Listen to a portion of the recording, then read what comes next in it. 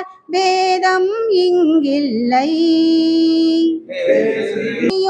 இன்ப தமிழும் எங்களதென்றிடுவோம். மங்கள மொழியும் இன்ப தமிழும் எங்களதென்றிடுவோம். கவின் மலையாளம் கன்னடம் தெலுங்கு ஹிந்தியும் எங்களதே. கவின் மலையாளம் கன்னடம் தெலுங்கு ஹிந்தியும் எங்களதே. குமரி முனையிலை தவம் செய் சக்தி இமயம் உரை ஈசன். குமரி முனையிலை தவம் செய் சக்தி இமயம் உரை ஈசன். ராமேஸ்வரமும் காசியும் அதனை வழிபடு பக்தர்களும். ராமேஸ்வரமும் காசியும் அதனை வழிபடு பக்தர்களும். நர்மதை கங்கை காவிரி நதியும் ஒருமை உணர்த்திடுது. கங்கை காவிரி நதி ஒருமை உணர்த்திடுது.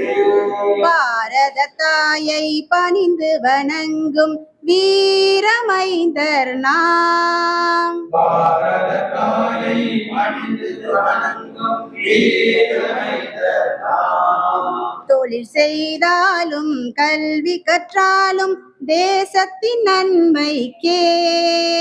தொழில் செய்தாலும் கல்வி கற்றாலும் தேசத்தின் நன்மைக்கே.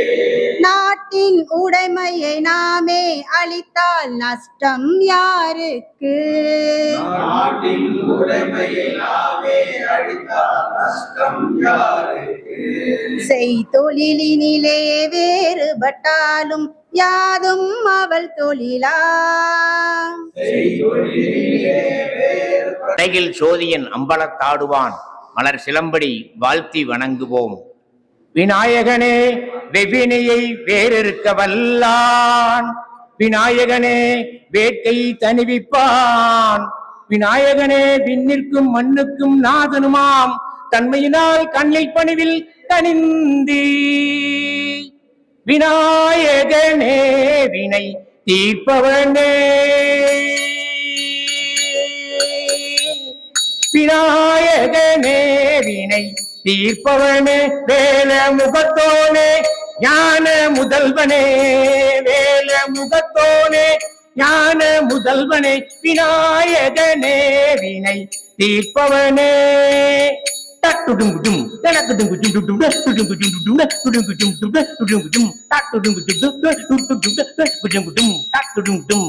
குணாநிதியே குருவே சரணம்.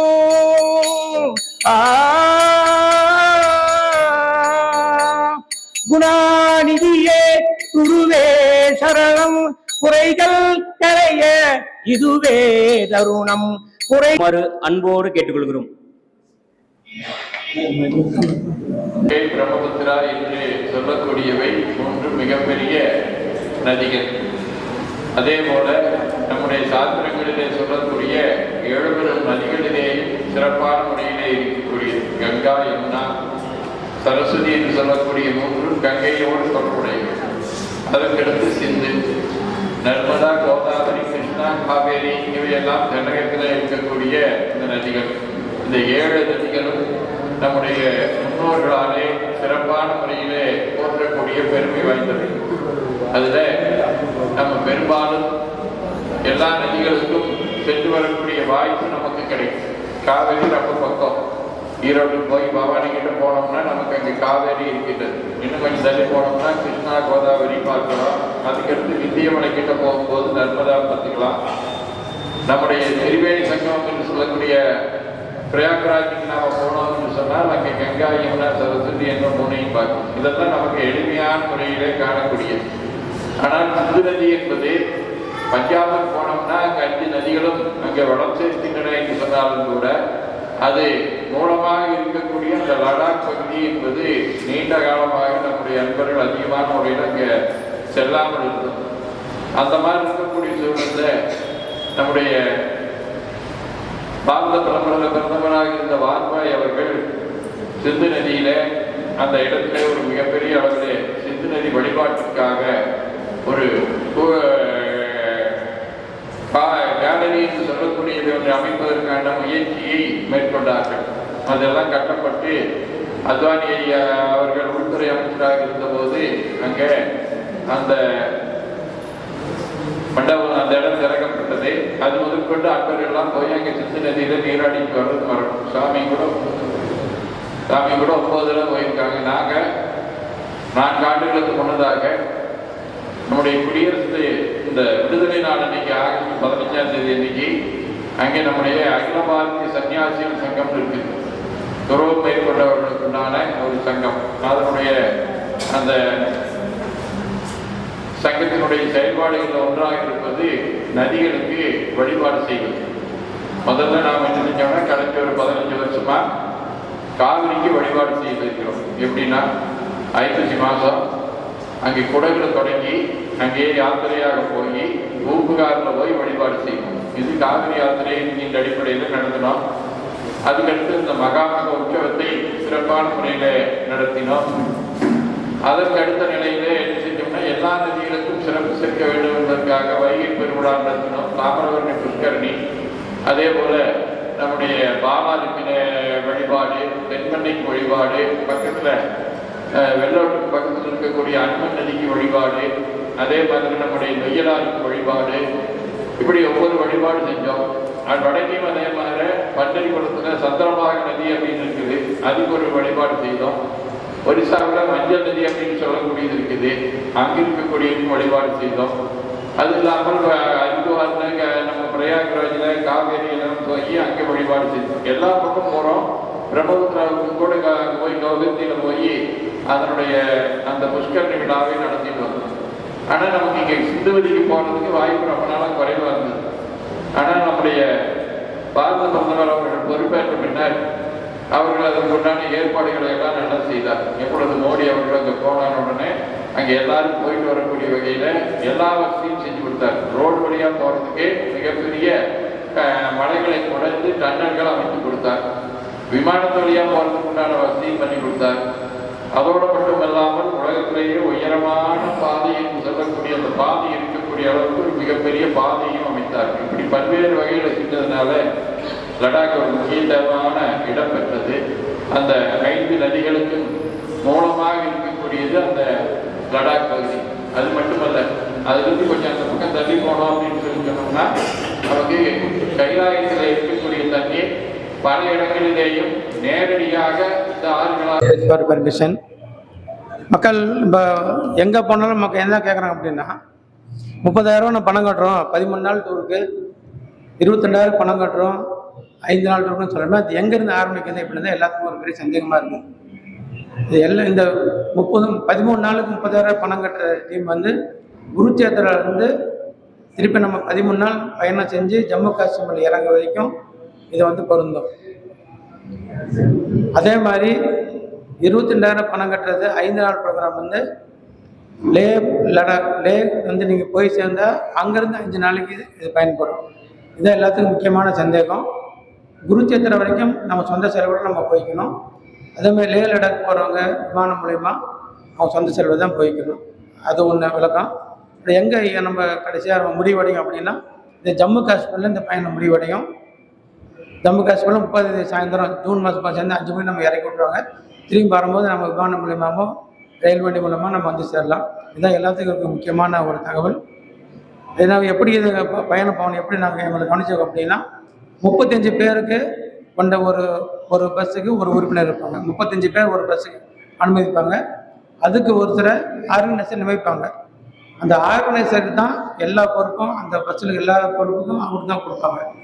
எங்கே தங்கணும், எங்கே ஹோட்டல் நேம் என்ன, எந்த ஹோட்டல் பேர், எங்கே உணவு கிடைக்கும் போகிற வழியில், அப்படி எப்படி அவங்கள பார்த்துக்கணும், எல்லா வசதியும் அந்த ஆர்கனைசர் தான் வரும். 35 பேர் கொண்ட குழுக்கு ஒரு பேருந்து. அந்த பேருந்து குருச்சேத்திரில் இருக்கும். 50 பஸ் 100 பேருந்து நிற்கும். அதை நாமளே தேர்ந்தெடுத்து நம்ம பண்ணிக்கலாம். ஒவ்வொரு பஸ்ஸுக்கும் ஒரு எண் கொடுத்துருவாங்க. அந்த எண்ணை ஃபாலோ பண்ணும். எல்லாமே அந்த ஆர்கனைசர் தான் அது பொறுப்பாக இருக்கும். அவருக்கு தான் எல்லாமே தெரியும். மற்றவங்களாம் வந்து அவரை பின்தொடர்ந்து போயிட்டு வரணும். எந்த வித பெண்கள் வரலாமா, குழந்தைங்க வரலாமா, வயசானவங்க வரலாமாலாம் எல்லாம் ஃபோனில் கேட்குறாங்க. நோட்டீஸ்லாம் பார்த்துட்டு எல்லா வயதினரும் வரலாம்.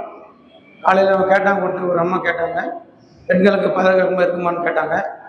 அதுக்கு நான் சொன்ன பதில் வந்து உங்கள் அம்மா வீட்டில் கூட நம்மளை பாதுகாப்பாக இருந்திருக்க முடியாது, அவ்வளோ பாதுகாப்பாக நம்ம யாத்திரை போயிட்டு வர முடியும் அப்படின்னு நான் சொன்னது. ரொம்ப சந்தோஷப்படும். எல்லா வயதிலும் வரலாம், எல்லா ஒரு பாதுகாப்பு அங்கே இருக்கும். நமக்கு வந்து அந்த உள்ளூர் விடுமுறை அன்றைக்கி 5 நாளைக்கும் வருஷம் 5 உள்ளூர் விடுமுறை. ஜூன் மாதம் 22 27 வரைக்கும் உள்ளூர் போலீஸும் உள்ளூர் காவல்துறை இராணுவத்தோட பாதுகாப்பு நம்ம போகிறோம். அதில் யாருக்கும் பயப்பட வேண்டியதில்லை. நாட்டிற்கு சொந்தம் என கூறுகின்றனர். நாம் பொதுவாக கூறுவது, ஒரு கிராமத்தில் செல்லும் பொழுது ஒரு 5 ரூபாய் நாணயத்தை கொண்டு போய் தெருவில் போட்டு விடுகிறோம். டெய்லி நம்ம போறோம் வரோம், ஆனா அந்த காயினை பார்க்கல.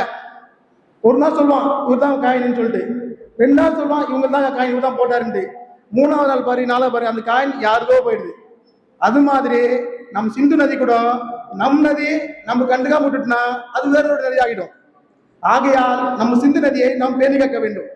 சிந்து நதிக்காக பேணி காக்க வேண்டும் என்பதற்காகவே நம் சிந்து தர்ஷன் யாத்திரா சமிதியானது 1996 நமது LK அத்வானிஜி அவர்களால் இந்திரேஜி தலைமையில் தோற்றுவிக்கப்பட்டது என்ற பெருமையுடன் கூறிக்கொள்கிறோம். மேலும் சிந்து நதியினை கடந்த 1960 1960 சிந்து ஒப்பந்தம் செய்யப்பட்டது. அதில் நம்ம பாரத பிரதமர் அவர்களும் பாகிஸ்தான் பிரதமர் அயூப் கான் அவர்களும் சேர்ந்து ஒரு ஒப்பந்தத்தை போட்டுள்ளனர். அதன்படி நமக்கு நீர் வழங்குவது கிடையாது. சிந்து நதி கைலாயத்தில் உள்ள மானசரோவர் ஏரியின் அருகே உள்ள போகர்சுயி என்ற இடத்தில் தான் உருவாகிறது. போகர்சுயிலிருந்து உருவாகி லே லடாக் பகுதி வழியாக சென்று கடைசியில் பாகிஸ்தானை கடந்து அரபிக்கடலில் சென்றடைகிறது. இதன் சிந்து நதியின் நீளமானது 3180 கிலோமீட்டர் என்பதாகும். இது இந்தியாவின் நைல் என்று அழைக்கப்படுகிறது. இந்தியா நதிகளிலேயே மிக நீளமான நதி சிந்து நதி ஆகும். மேலும் சிந்து நதி கிட்டத்தட்ட 11,65,000 கிலோமீட்டர் பரப்பளவு பாய்கிறது. சுருக்கமாக சொல்ல போனால் 4,50,000 சதுர மைல்கள் பரப்பளவில் பாய்ந்து வருகிறது சிந்து நதி. மேலும் சிந்து நதி கைலாயத்தில் உருவாகி வருவதனால் நாம் புனித நதியாக நாம் கருதி கொள்கிறோம். அதை பாதுகாத்து வருகிறோம். அடுத்ததாக சிந்து தர்ஷன் யாத்திரா சமிதியின் தலையாய நோக்கமாக Tiranga for POK, Pakistan occupied Kashmir, அங்கு நம்முடைய இடம் நம்மளுக்கே வேண்டும், நம்முடைய தேசிய சுதந்திரம் தேசிய கொடி அங்கு பறக்க வேண்டும் என்று நாம் போராடி கொண்டிருக்கிறோம். அடுத்ததாக திரங்கா ஃபார் கைலாஷ், நம்ம இந்துக்களின் புனித இடமாக கருதப்படும் கைலாயத்தை நாம் நம்ம பகுதியாக அடைய வேண்டும். அதற்கான முயற்சிகளை நமது ஹிமாலய பரிவார் சிந்து தர்ஷன் யாத்திரா சமிதி மேற்கொண்டு வருகிறது. மேலும் இந்த மகா கும்ப என்பது 30 ஆண்டுகளுக்கு ஒரு முறை நடத்தப்படும் மகா கும்பம் என்பது நடத்தப்பட்டு வருகிறது. அது தற்போது இந்த ஆண்டு மிக சிறப்பாக நடைபெற உள்ளது. அதில் மகா கும்பம் என்றால் என்ன, நாம் ஏன் கலந்து கொள்ள வேண்டும்? மகா கும்பம் என்பது நம் இந்துக்களானது பாவங்களை நீக்கி ஆன்மாவை சுத்திகரித்து பிறப்பு இறப்பிலிருந்து விடுதலை கிடைக்கிறதுக்கான ஒரு அரிய வாய்ப்பாக கருதப்படுகிறது. அதனால் நாம் சிந்து நதியில் நீராடி அது புனிதத்தை அடைய வேண்டும் என ஆண்டுதோறும் நாம் கொண்டாடி வருகிறோம். இந்த ஆண்டு மிக சிறப்பாக மகா கும்பத்தை கொண்டாட உள்ளோம். மேலும் சிந்து நதியானது கிட்டத்தட்ட கைலாயத்தில் உள்ள மானசரோவர் ஏரியில் உருவாகி அரபிக்கடல் கலக்கும் வழியில் இந்தியாவின் சீனாவில் கிட்டத்தட்ட 6% பரப்பளவில் பாய்ந்து வருகிறது. இந்தியாவில் 40% கிட்டத்தட்ட 700 முதல் 800 கிலோமீட்டர் வரை பாய்ந்து வருகிறது. மேலும் பாகிஸ்தானில் 45%, ஆப்கானிஸ்தானில் 12% என மொத்த அளவாக பாய்ந்து வருகிறது சிந்து நதி. அந்த சிந்து நதியை பற்றி நம்ம பாரதியார் கூடும்போது சிந்து நதி இமயமலை பற்றி கூட என்ன கூறியுள்ள பாரதியார்ல, வெள்ளி பனியின் மீது உலாவோம், அடிமேலை கடல் முழுவதும் கப்பல் விடுவோம், பள்ளி தளங்கள் அனைத்தும் கோயில் செய்வோம், நம் பாரத தேசம் என்று கொட்டுவோம் என மிக அருமையாக பாடுகிறார். பாரத் மாதா கி, பாரத் மாதா கி. மேலும் நம்ம சிந்து யாத்திரையினுடைய பயணத்தின் போது என்னென்ன ரூட்ல போறோம், பேமெண்ட் எவ்வளவு பணம் கட்டணும், அதை பத்தி நான் விளக்க விடுறேன். நமது சிந்து யாத்திரையானது SG1 15 நாட்கள் டூர் போறோம். SG1 என்றது 5 நாள் டூர். அது வந்து பாத்தீங்கன்னா விமானம் மூலமா போறது, டெல்லியிலிருந்து லேக் போறோம் ஃபிளைட்ல.